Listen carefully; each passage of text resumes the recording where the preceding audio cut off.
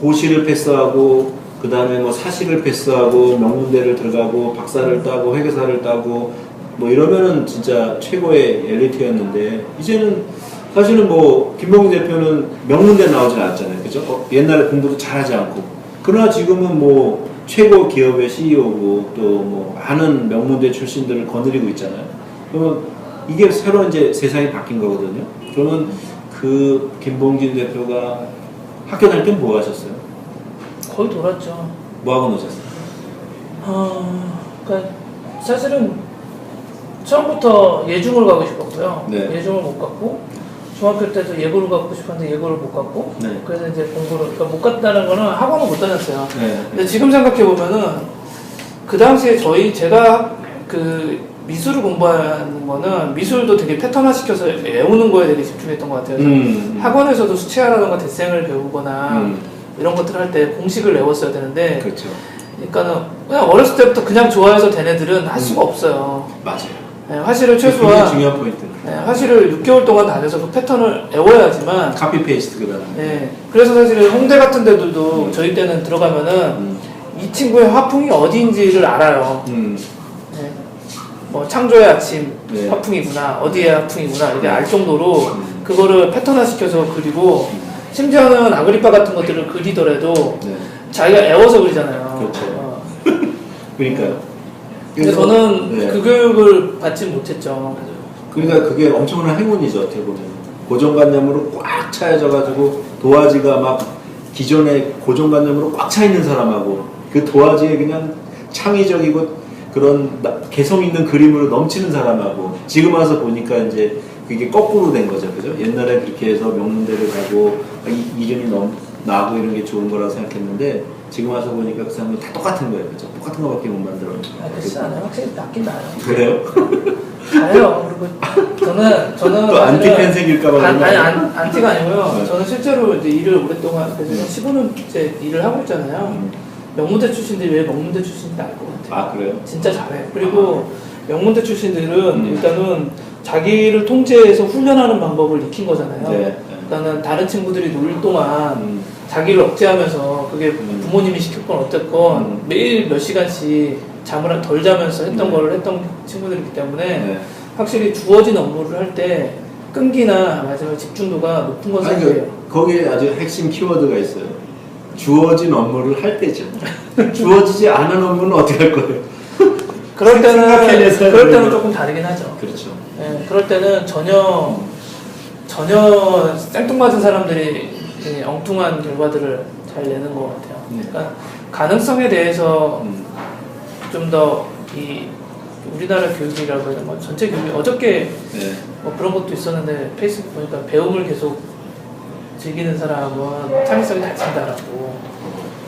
왜냐면 남의 습관이나 패턴 같은 것들, 그렇죠. 남이 성공한 것들을 네. 계속 외우기 때문에 네. 자신을 계속 억제해서 어느 순간에는 그거를 거기까지만 하고 자기 걸로 해야 되는데 그걸 못한다라고 하는데 그게 참 어떻게 보면은 그 딜레마인 것 같기도 해요. 뭔가 우리가 배우지 않으면 무식해가지고 뭘 잘못할 것 같고 또 너무 배우기만 하면은 그냥 다 똑같은 그 북스마트가 돼서 남의 것만 베끼게 되고.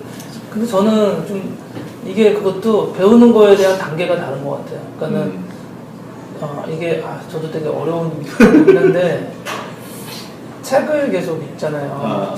책을 읽으면서 알게 되는 딱 하나가 있어요. 이게 몇 년째 딱이라 5년 정도 있다가 다 그게 올라왔는데 내가 책을 그래도 일주일에 몇 권씩 읽는데 이 정도는 많이 읽었구나. 기본적인 것들은 여러 방면에서 알겠구나. 그러니까 네. 제가 뭐 다양한 방면은 아니라도 집중적으로 읽는 분야인데 디자인, 네. 경영, 마케팅, 네. 뭐 여러 가지 네. 그다음에 뭐 철학에서 읽는데 네. 계속 모르는 게 나오는 거예요. 그렇죠.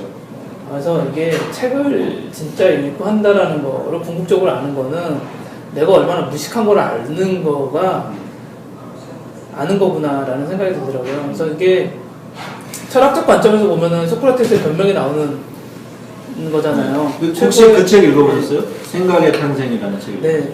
이제 거기도 보면 이제 예술가들이 마르셀 디상이 계단을 내려오는 누드 뭐 이런 것들이 새로운 지평을 열기도 하고 새로운 사고를 하는 예술가나 디자이너, 과학자들.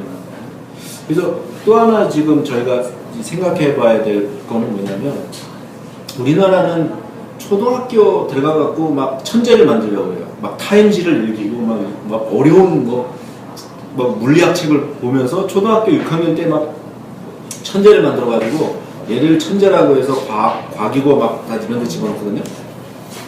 근데 미국 같은 경우는 그렇지 않거든요. 이게 애들이 차츰 이렇게 성장을 해가지고 초등학교, 중학교, 고등학교 때 대충 놀아요. 그리고 막 자유로운 걸 막 해봐요.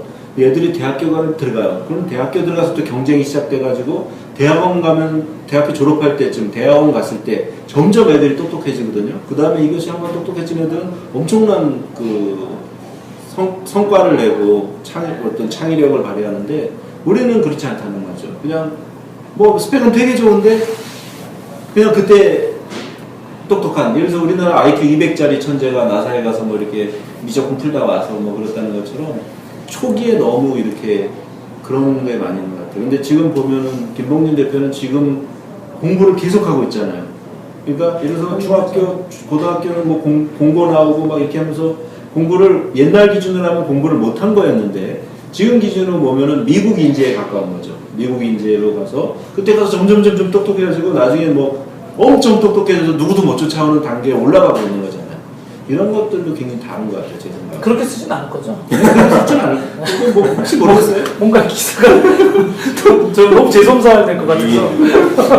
아니 제가 막 과격하게 막 써요. 그러면 이제 몇 단계 걸러지기 때문에 거기서 다 걸러지니까 걱정하지 않으셔도 돼요.